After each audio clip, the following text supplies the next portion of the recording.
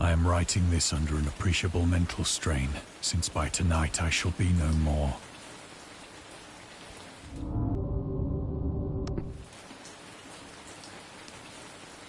Penniless, and at the end of my supply of the drug which alone makes life endurable, I can bear the torture no longer, and shall cast myself from this garret window into the squalid street below.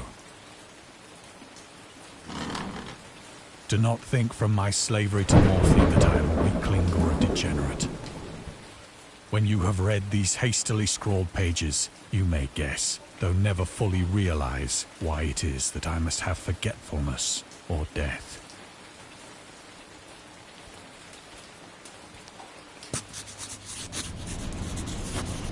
It was in one of the most open and least frequented parts of the broad Pacific that the packet of which I was supercargo fell a victim to the German sea raider.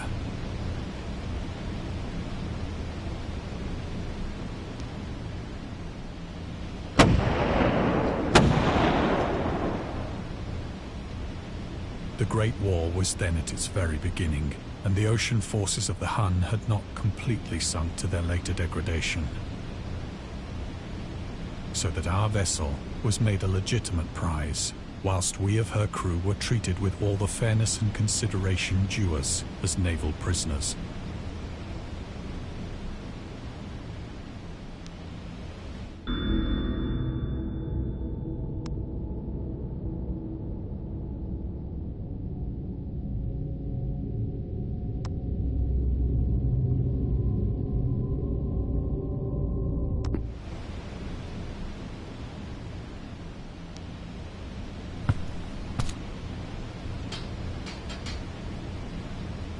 So liberal, indeed, was the discipline of our captors, that 5 days after we were taken, I managed to escape alone, in a small boat, with water and provisions for a good length of time.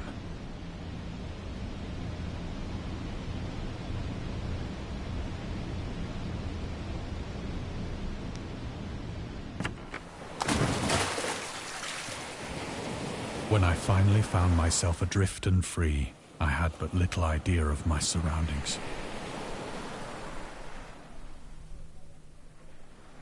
Never a competent navigator, I could only guess vaguely by the sun and stars that I was somewhat south of the equator. Of the longitude, I knew nothing, and no island or coastline was in sight.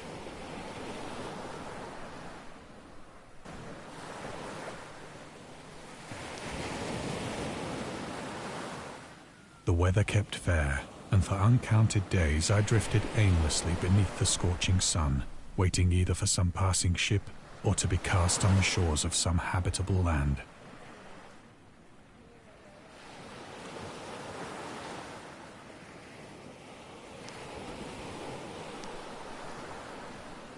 But neither ship nor land appeared, and I began to despair in my solitude upon the heaving vastness of unbroken blue. The change happened whilst I slept. Its details I shall never know. For my slumber, though troubled and dream-infested, was continuous.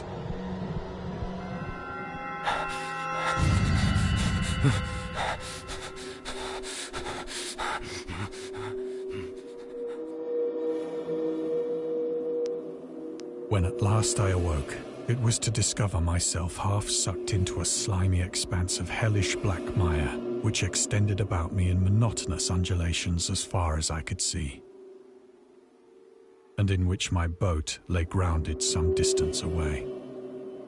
Though one might well imagine that my first sensation would be of wonder at so prodigious and unexpected a transformation of scenery, I was in reality more horrified than astonished. For there was in the air, and in the rotting soil, a sinister quality which chilled me to the very core. The region was putrid with the carcasses of decaying fish, and of other, less describable things which I saw protruding from the nasty mud of the unending plain. Perhaps I should not hope to convey in mere words the unutterable hideousness that can dwell in absolute silence and barren immensity. There was nothing within hearing, and nothing in sight, save a vast reach of black slime.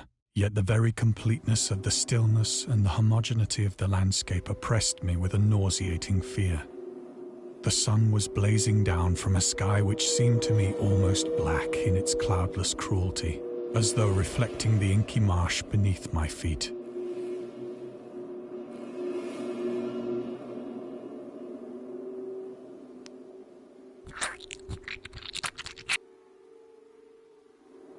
As I crawled into the stranded boat, I realized that only one theory could explain my position.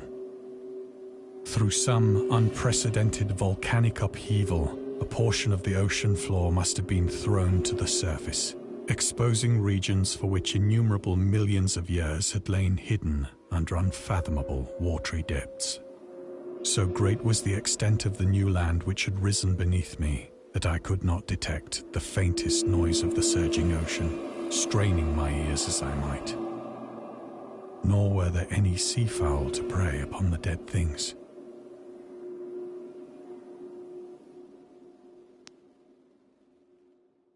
For several hours I sat thinking or brooding in the boat, which lay upon its side and afforded a slight shade as the sun moved across the heavens. As the day progressed, the ground lost some of its stickiness and seemed likely to dry sufficiently for traveling purposes in a short time. That night I slept but little, and the next day I made for myself a pack containing food and water, preparatory to an overland journey in search of the vanished sea and possible rescue.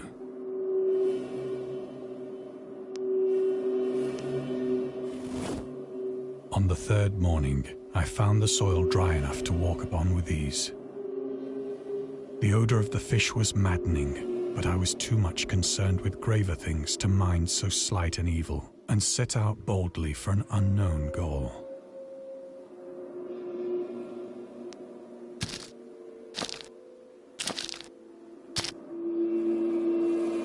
All day I forged steadily westward, guided by a faraway hummock which rose higher than any other elevation on the rolling desert.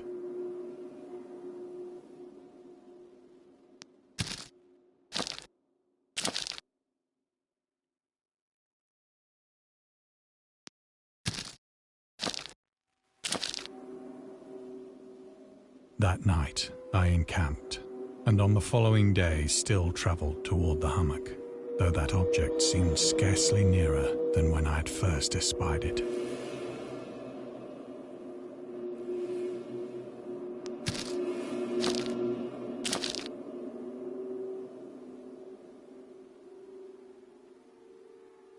By the fourth evening, I attained the base of the mound, which turned out to be much higher than it had appeared from a distance. An intervening valley setting it out in sharper relief from the general surface. Too weary to ascend, I slept in the shadow of the hill. I know not why my dreams were so wild that night, but ere the waning and fantastically gibbous moon had risen far above the eastern plain, I was awake in a cold perspiration, determined to sleep no more. Such visions as I had experienced were too much for me to endure again, and in the glow of the moon I saw how unwise I had been to travel by day. Without the glare of the parching sun, my journey would have cost me less energy. Indeed, I now felt quite able to perform the ascent which had deterred me at sunset. Picking up my pack, I started for the crest of the eminence.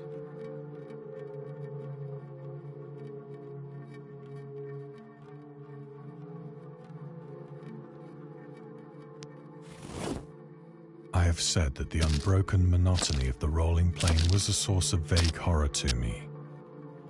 But I think my horror was greater when I gained the summit of the mound and looked down the other side into an immeasurable pit or canyon, whose black recesses the moon had not yet soared high enough to illumine. I felt myself on the edge of the world, peering over the rim into a fathomless chaos of eternal night. Through my terror ran curious reminiscences of Paradise Lost, and of Satan's hideous climb through the unfashioned realms of darkness. As the moon climbed higher in the sky, I began to see that the slopes of the valley were not quite so perpendicular as I had imagined. Ledges and outcroppings of rock afforded fairly easy footholds for a descent, whilst after a drop of only a few hundred feet, the declivity became very gradual.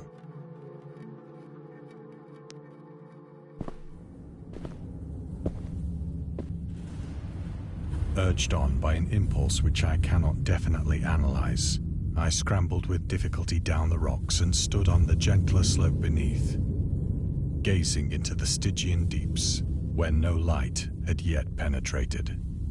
All at once, my attention was captured by a vast and singular object on the opposite slope, which rose steeply about 100 yards ahead of me, an object that gleamed whitely in the newly bestowed rays of the ascending moon.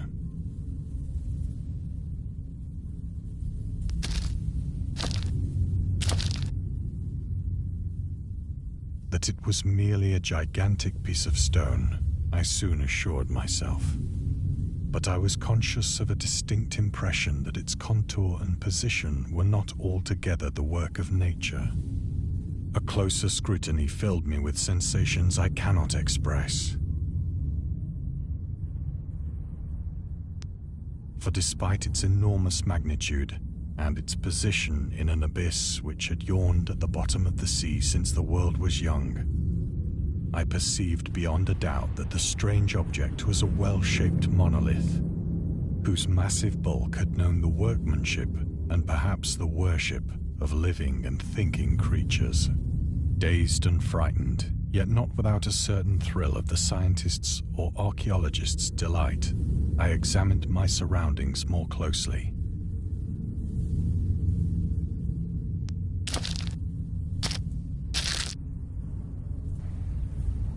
The moon, now near the zenith, shone weirdly and vividly above the towering steeps that hemmed in the chasm, and revealed the fact that a far-flung body of water flowed at the bottom, winding out of sight in both directions and almost lapping my feet as I stood on the slope.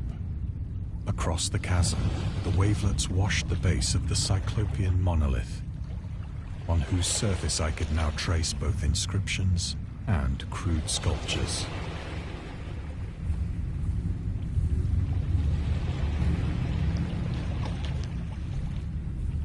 The writing was in a system of hieroglyphics unknown to me and unlike anything I'd ever seen in books, consisting for the most part of conventionalized aquatic symbols such as fishes, eels, octopi, crustaceans, mollusks, whales, and the like.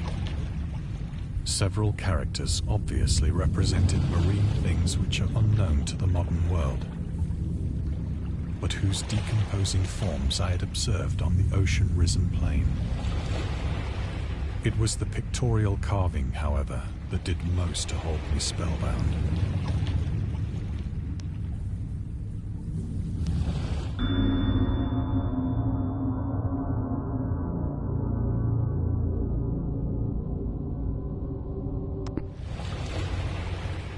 Plainly visible across the intervening water on account of their enormous size were an array of bas-reliefs whose subjects would have excited the envy of a Doré. I think that these things were supposed to depict men, at least a certain sort of men, though the creatures were shown disporting like fishes in the waters of some marine grotto, or paying homage at some monolithic shrine which appeared to be under the waves as well. Of their faces and forms I dare not speak in detail, for the mere remembrance makes me grow faint. Grotesque beyond the imagination of a Poe or a Bulwer. They were damnably human in general outline, despite webbed hands and feet, shockingly wide and flabby lips, glassy, bulging eyes, and other features less pleasant to recall. Curiously enough, they seem to have been chiseled badly out of proportion with their scenic background. for one of the creatures was shown in the act of killing a whale, represented as but little larger than himself. I remarked, as I say, their grotesqueness and strange size, but in a moment decided that they were merely the imaginary gods of some primitive fishing or seafaring tribe. Some tribe whose last descendant had perished eras before the first ancestor of the Piltdown or Neanderthal man was born. Awestruck at this unexpected glimpse into a past beyond the conception of the most daring anthropologist, I stood musing whilst the moon cast queer reflections on the silent channel before me. Then, suddenly, I saw it. With only a slight churning to mark its rise to the surface, the thing slid into view above the dark waters.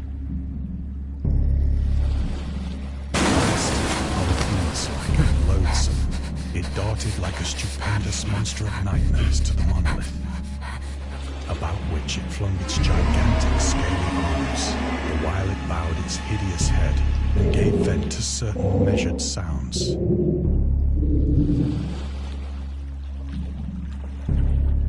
I think I went mad then. Of my frantic ascent of the sloping cliff and of my delirious journey back to the stranded boat, I remember little.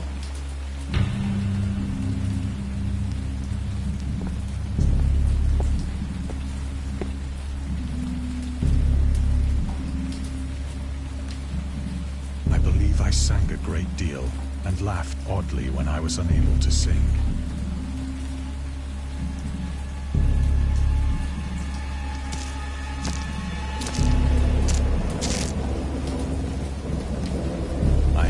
Distinct recollections of a great storm sometime after I reached the boat. At any rate, I know that I heard pearls of thunder and other tones which nature utters only in her wildest notes.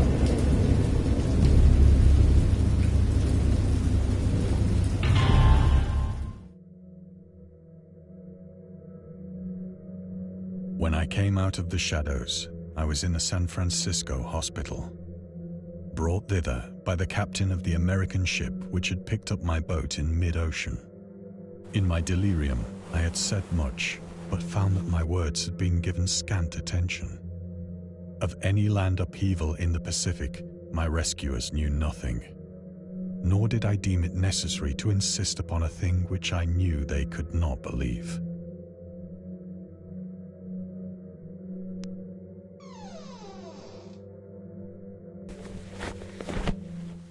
Once I sought out a celebrated ethnologist and amused him with peculiar questions regarding the ancient Philistine legend of Dagon, the fish god.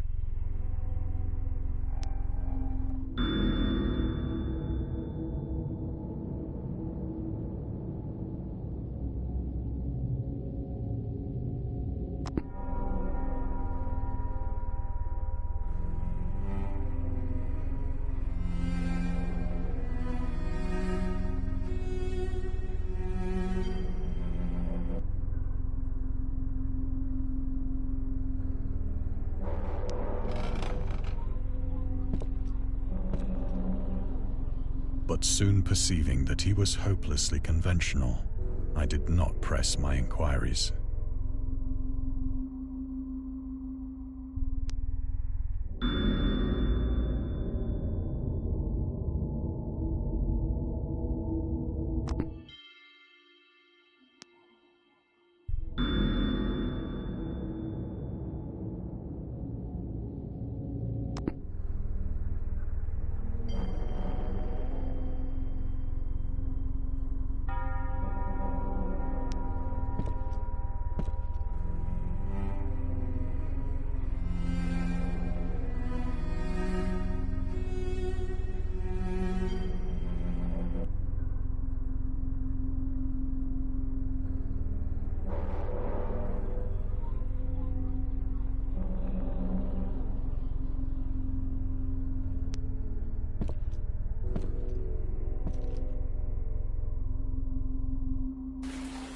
It is at night, especially when the moon is gibbous and waning, that I see the thing.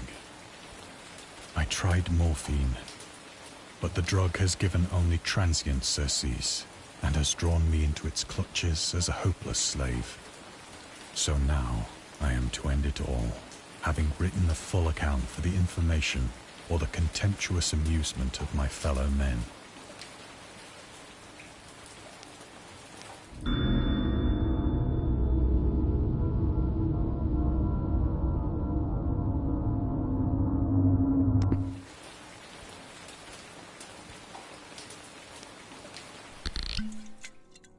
Often, I ask myself if it could not all have been a pure phantasm, a mere freak of fever as I lay sun-stricken and raving in the open boat after my escape from the German man-of-war. This I ask myself, but ever does there come before me a hideously vivid vision in reply. I cannot think of the deep sea without shuddering at the nameless things that may at this very moment be crawling and floundering on its slimy bed, worshipping their ancient stone idols and carving their own detestable likenesses on submarine obelisks of water-soaked granite. I dream of a day when they may rise above the billows to drag down into their reeking talons the remnants of puny, war-exhausted mankind. Of a day when the land shall sink and the dark ocean shall ascend amidst universal pandemonium.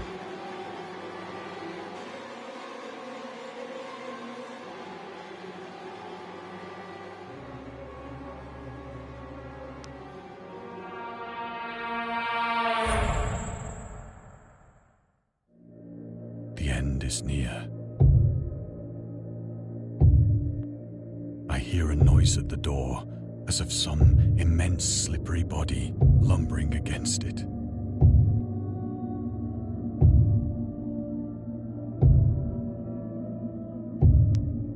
It shall not find me.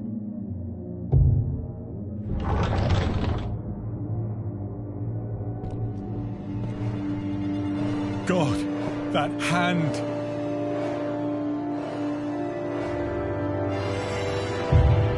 The window! The window!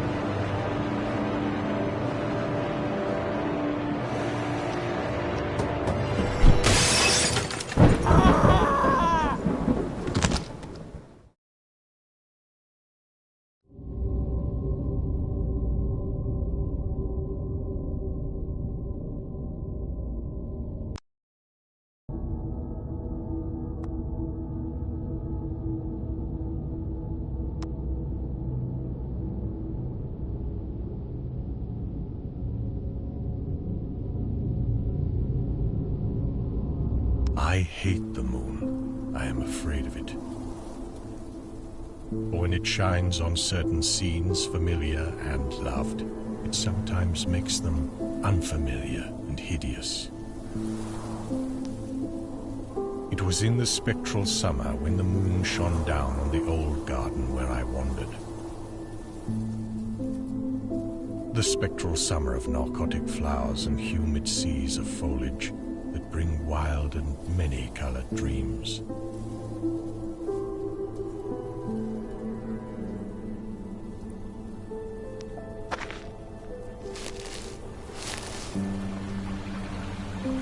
And as I walked by the shallow crystal stream, I saw unwanted ripples tipped with yellow light, as if those placid waters were drawn on in restless currents to strange oceans that are not in the world.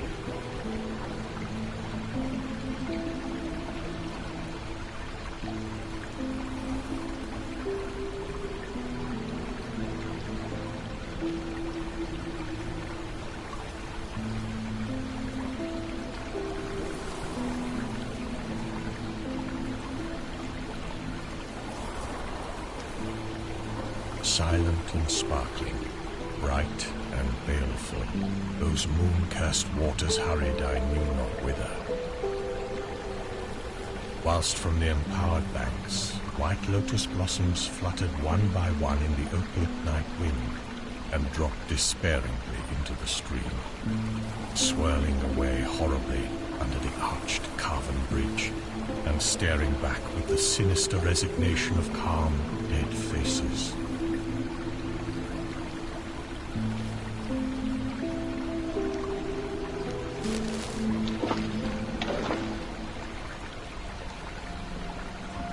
I ran along the shore, brushing sleeping flowers with heedless feet, and maddened ever by the fear of unknown things and the lure of the dead faces.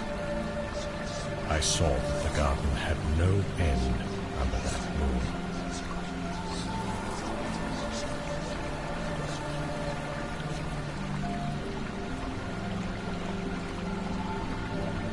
For where by day the walls were, there stretched now only new vistas of trees and paths, flowers and shrubs, stone idols and pagodas,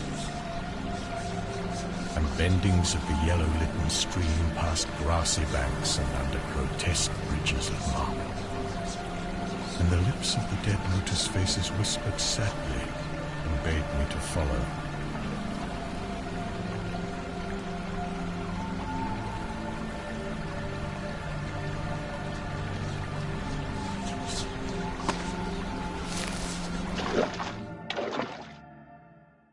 Nor did I cease my steps till the stream became a river, and joined amidst marshes of swaying reeds and beaches of gleaming sand, the shore of a vast and nameless sea.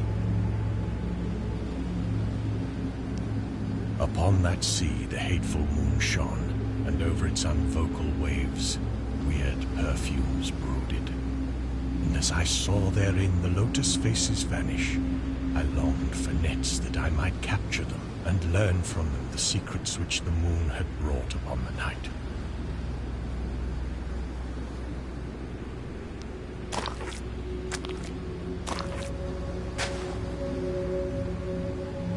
But when the moon went over to the west, and the still tide ebbed from the sullen shore, I saw in that light old spires that the waves almost uncovered, white columns gay with festoons of green seaweed. And knowing that to this sunken place all the dead had come, I trembled and did not wish again to speak with the lotus faces.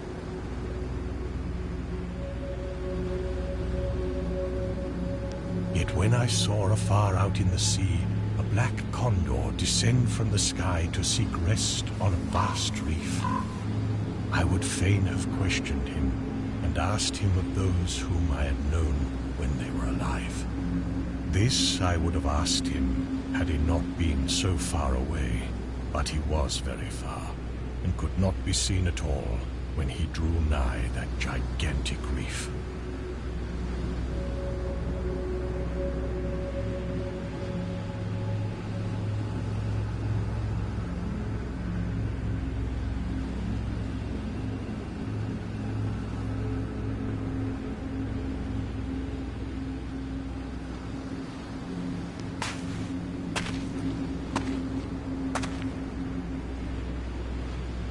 So I watched the tide go out under that sinking moon, and saw gleaming the spires, the towers, and the roofs of that dead, dripping city.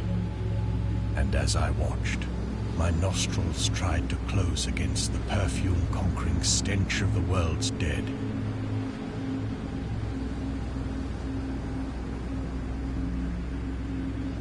For truly, in this unplaced and forgotten spot, had all the flesh of the churchyards gathered for puffy sea worms to gnaw and glut upon.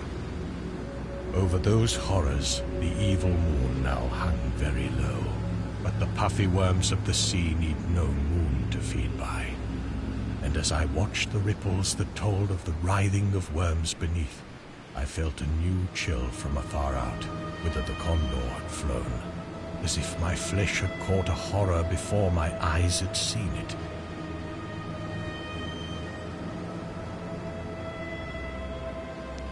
Nor had my flesh trembled without cause, for when I raised my eyes, I saw that the waters had ebbed very low, shewing much of the vast reef whose rim I had seen before. And when I saw that this reef was but the black basalt crown of a shocking icon, whose monstrous forehead now shone in the dim moonlight, and whose vile hooves must pour the hellish ooze miles below, I shrieked and shrieked, lest the hidden face rise above the waters, and lest the hidden eyes look at me, after the slinking away of that leering and treacherous yellow moon. And to escape this relentless thing, I plunged gladly and unhesitatingly into the stinking shallows.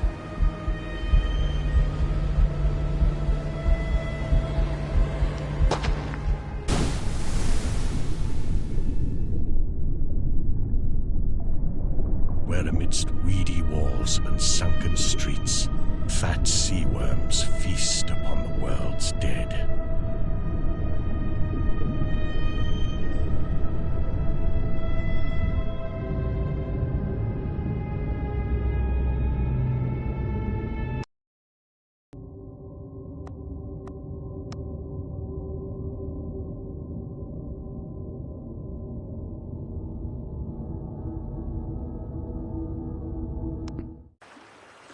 Heave to! There's something floating to the leeward! The speaker was a short, stockily built man whose name was William Jones. He was the captain of a small catboat in which he and a party of men were sailing at the time the story opens.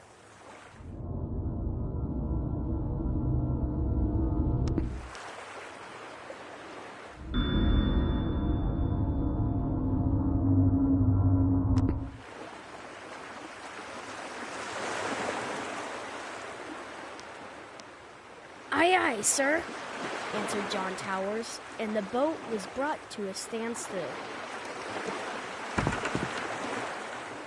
Captain Jones reached out his hand for the object, which he now discerned to be a glass bottle.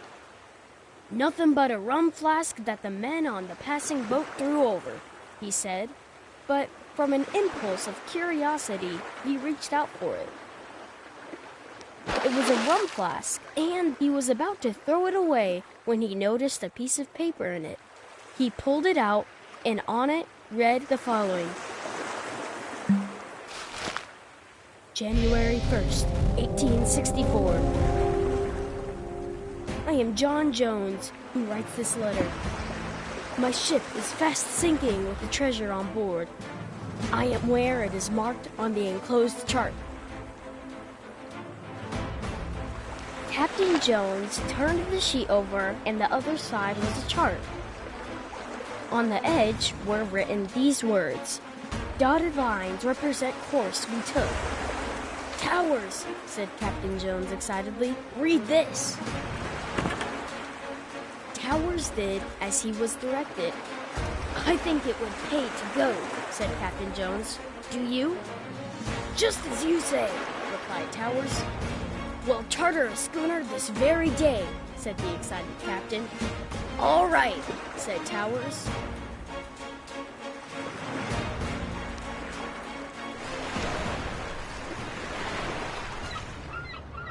So they hired a boat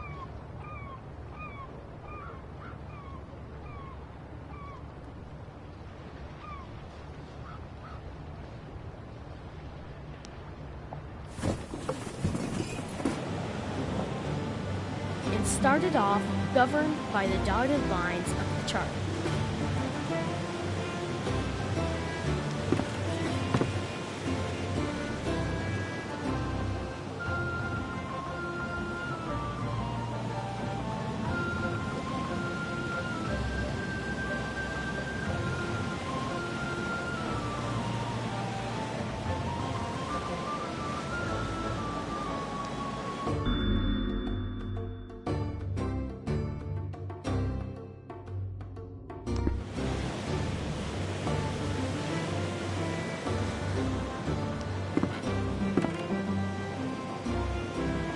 In 4 weeks, they reached the place where directed.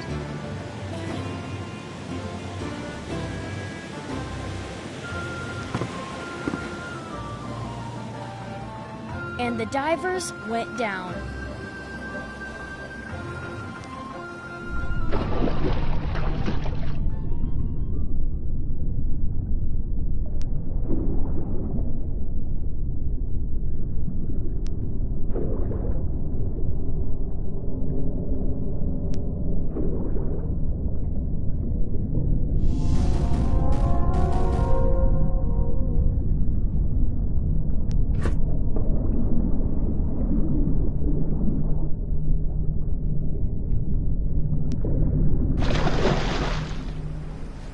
and came up with an iron bottle.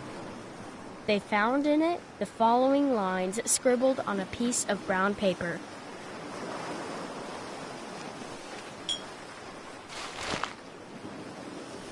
December 3rd, 1880. Dear Searcher, excuse me for the practical joke I have played on you. But it serves you right to find nothing for your foolish act. Well, it does, said Captain Jones. Go on. However, I will defray your expenses to and from the place you found your bottle. I think it will be $250, so that amount you will find in an iron box. I know where you found the bottle because I put this bottle here. And the iron box. And then found a good place to put the second bottle. Hoping the enclosed money will defray your expense. Anonymous.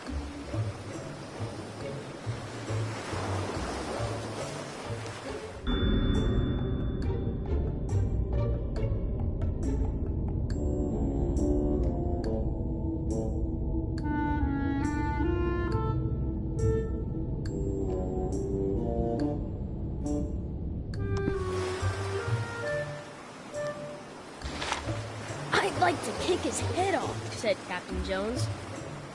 Here, diver, go and get the $250.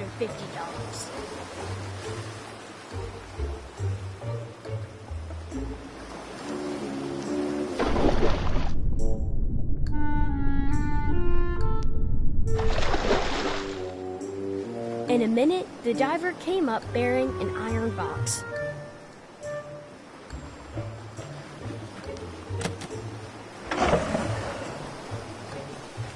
Inside it was found $250. It defrayed their expenses. But I hardly think that they will ever go to a mysterious place as directed by a mysterious bottle.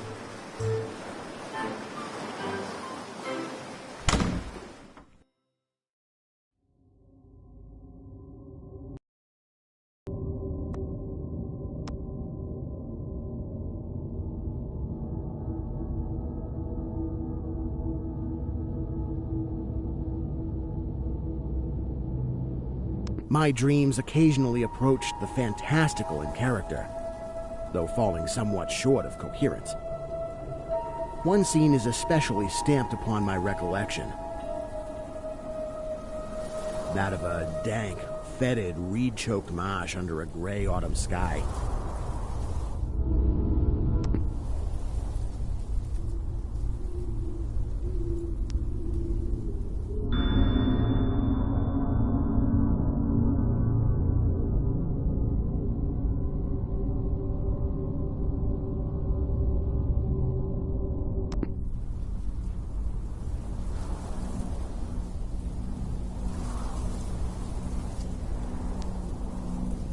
With a rugged cliff of lichen-crusted stone rising to the north.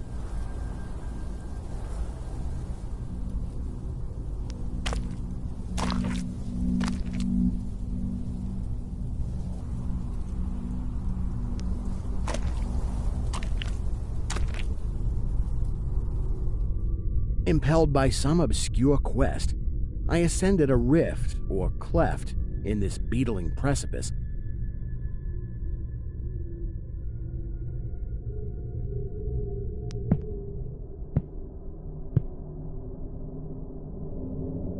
Noting as I did so the black mouths of many fearsome burrows extending from both walls into the depths of the stony plateau.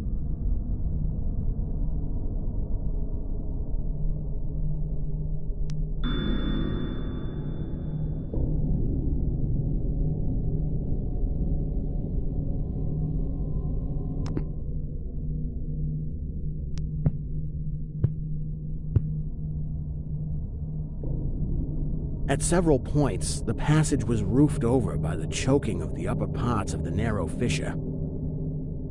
These places being exceedingly dark and forbidding the perception of such burrows as may have existed there. In one such dark space, I felt conscious of a singular accession of fright. as if some subtle and bodiless emanation from the abyss were engulfing my spirit. But the blackness was too great for me to perceive the source of my alarm.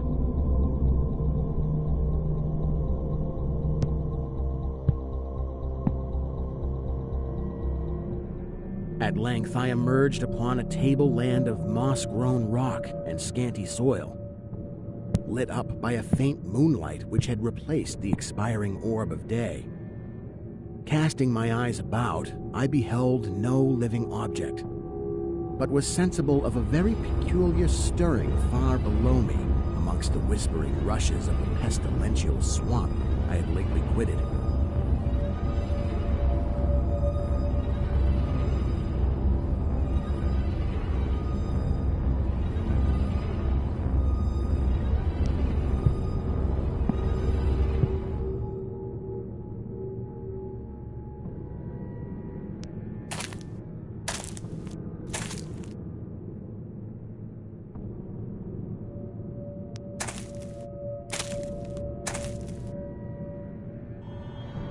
After walking for some distance, I encountered the rusty tracks of a street railway and the worm-eaten poles which still held the limp and sagging trolley wire.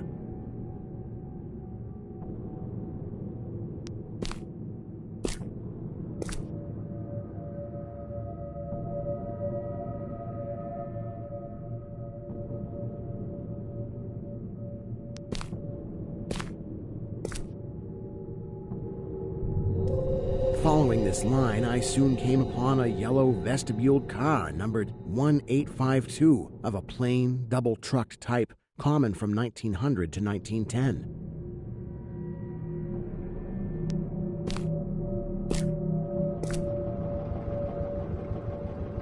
It was untenanted, but evidently ready to start.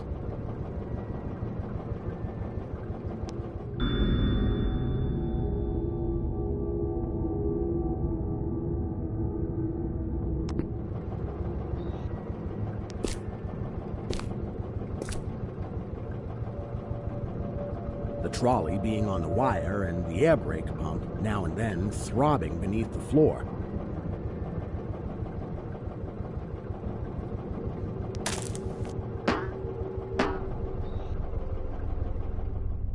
I boarded it and looked vainly about for the light switch.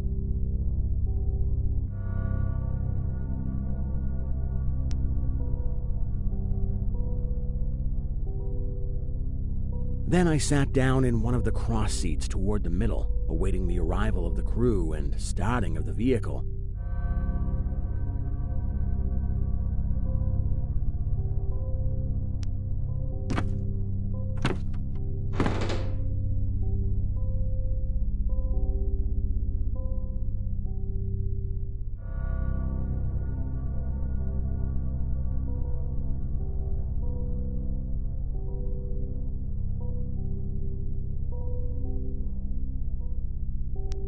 Presently, I heard a swishing in the sparse grass toward the left and saw the dark forms of two men looming up in the moonlight.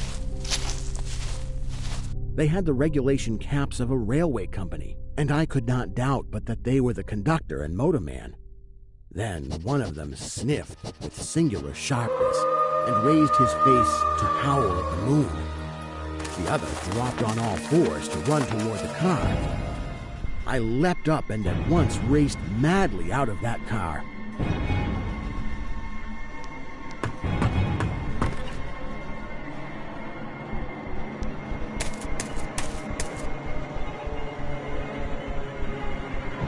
And away across endless leagues of plateau till exhaustion waked me.